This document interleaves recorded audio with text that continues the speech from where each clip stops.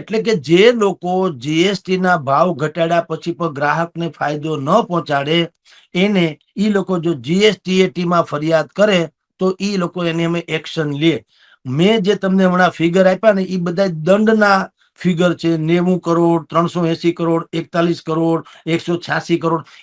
NAA નામની જે સંસ્થા ગ્રાહક સુરક્ષા મંડળ જેવી બનાવી હતી, હવે તો એ રદ થઈ ગઈ. એની જગ્યાએ GSTAT એક મર્જ કરીને બનાવવામાં આવ્યું છે.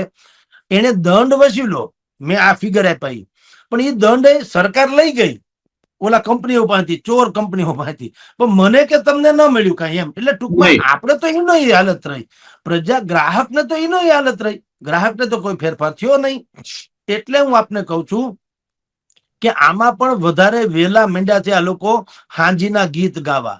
હજી તો જાન માંડવે આવે ત્યારની વાત. હા સર, હાંજીના ગીત માંડ્યા ગાવા કે 22માં હજી 22મી તારીખે પડશે એવા દેવા છે. તે દિવસે સુધારો થાય તો જુદી વાત છે, પણ અટાણમાં બલ્લે બલ્લે થઈ ગઈ ને. નોરતા પેલા દિવાળી આવી ગઈ ને, ઘેરે ઘેર દીવડા જળહળી ગયા ને, મધ્યમ વર્ગની આવક વધી ગઈ ને, મધ્યમ વર્ગ ફૂલીને ફાળકો છે નહીં. પણ કાંઈ હજી તો કઈ વાતમાં માલ નથી. હજી આવે તેદીની વાત નથી. આ મેં જે તમને ફિગર્સ બધા ટાંક્યા એવું નહીં થાય એની કોઈ ગેરંટી નથી.